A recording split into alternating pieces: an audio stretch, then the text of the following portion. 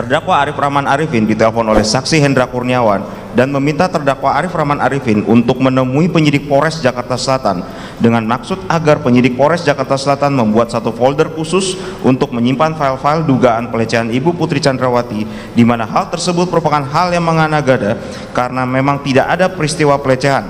Halaman 8 Surat Dakwaan Akuo. Dalam BAP bahwa pada hari Minggu tanggal 10 Juli 2022 pukul 18.30 WIB, terdakwa Arif Rahman Arifin oleh Brigjen Pol Hendra Kurniawan yang kemudian memerintahkan untuk menemui penyidik Polres Jakarta Selatan supaya penyidik Polres Jakarta Selatan membuat satu folder khusus untuk menyimpan file-file dugaan pelecehan putri yang kemudian disampaikan oleh terdakwa Arif Rahman Arifin kepada penyidik Polres Jakarta Selatan.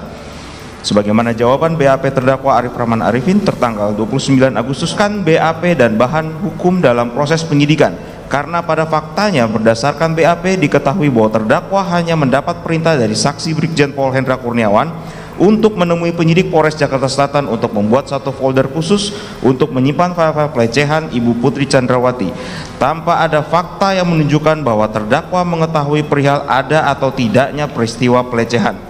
Bahwa uraian surat dakwaan dirangkai dengan asumsi untuk menunjukkan seolah terdakwa Arif Rahman Arifin bertindak dengan memiliki pengetahuan bahwa peristiwa pelecehan merupakan hal yang mengada-ngada. Uraian berdasarkan asumsi yang menyesatkan dan tidak berdasarkan fakta hukum seharusnya menjadi dasar untuk menyatakan surat dakwaan Akuo batal demi hukum.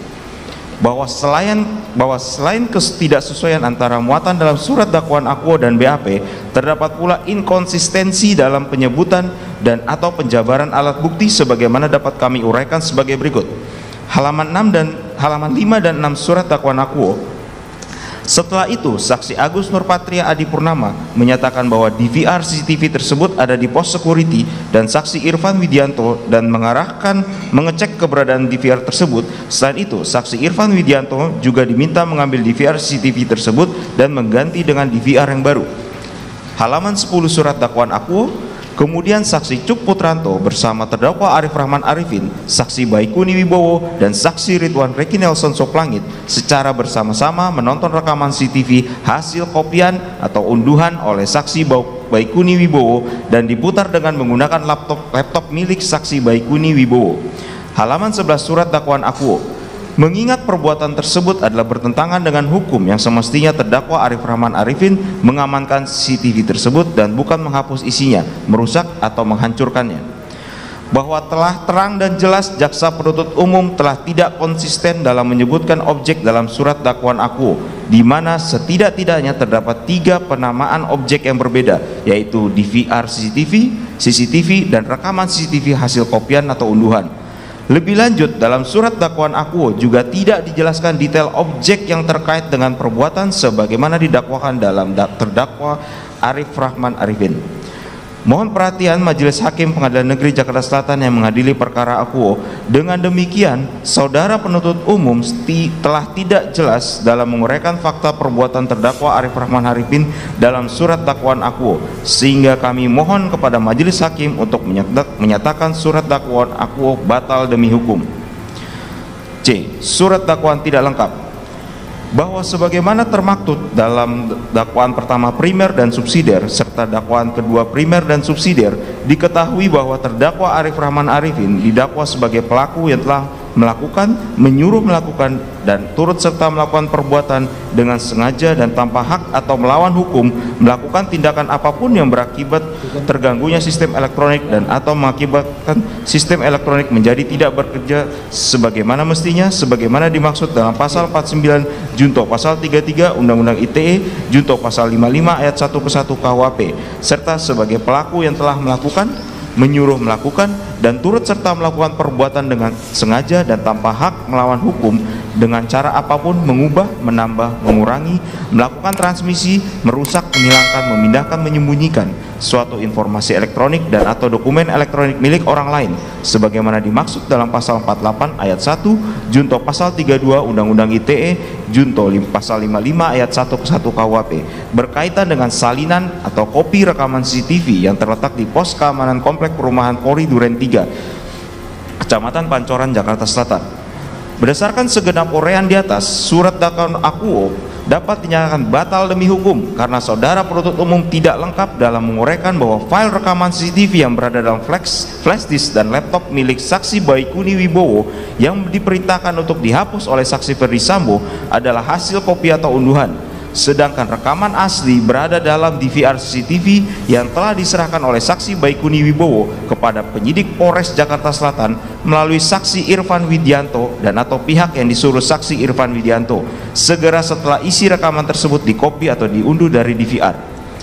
Bahwa selain hal di atas, baik penyidik maupun saudara penuntut umum sama sekali tidak pernah menguraikan adanya kesamaan antara salinan kopi rekaman CCTV dengan rekaman asli yang berada dalam DVR CCTV yang seharusnya dituangkan dalam berita acara forensik dan terlampir dalam berkas perkara akuo, yang berakibat bukti salinan kopi rekaman tersebut tidak dapat dijamin otentisitas dan keutuhan karena tidak pernah dicocokkan dengan rekaman asli dalam DVR CCTV. Adapun dasar hukum dari argumentasi di atas adalah pasal 6 Undang-Undang ITE yang dinyatakan sebagai berikut. Pasal 6 Undang-Undang ITE dianggap telah dibacakan bahwa ketentuan di atas diperkuat dengan pendapat ahli Abdul Fikar Hajar yang dimuat dalam Jurnal Hukum Adiguna Universitas Tarumanegara yang berjudul Analisis Pembuktian Alat Bukti Closed Circuit Television atau CCTV sebagai alat bukti petunjuk yang menyatakan sebagai berikut. Yang menjadi kesulitan hakim dalam menggunakan CCTV tersebut sebagai alat bukti adalah terletak pada otentisitasnya, karena CCTV tersebut dapat dimanipulasi. Namun sekarang dalam perkembangan teknologi bahwa rekaman yang asli itu berada pada drive dari CCTV tersebut, sehingga pada sekarang ini hakim sudah tidak begitu kesulitan mengenai otentik atau tidak otentiknya dari CCTV tersebut karena adanya drive yang menyimpan video rekaman asli dari CCTV tersebut. Bahwa selanjutnya Nundirman Munir dalam Pengantar Hukum Siber Indonesia cetakan pertama edisi ketiga Depok 2017 halaman 573 berpendapat sebagai berikut. Diperlukan suatu alat penguji karena bukti digital tidak dapat langsung dijadikan sebagai suatu barang bukti di proses peradilan, mengingat sifat alamiahnya bukti digital sangat tidak konsisten. Oleh karena itu diperlukan sebuah standar data digital yang dapat dijadikan sebagai barang bukti dan metode standar dalam pemrosesan barang bukti sebagai bukti digital dapat dijamin keasliannya dan dapat dipertanggungjawabkan. Berikut adalah aturan standar agar bukti dapat diterima dalam proses peradilan. 1. Dapat diterima, yaitu data harus mampu diterima dan digunakan demi hukum mulai dari kepentingan penyelidikan sampai kepentingan di pengadilan.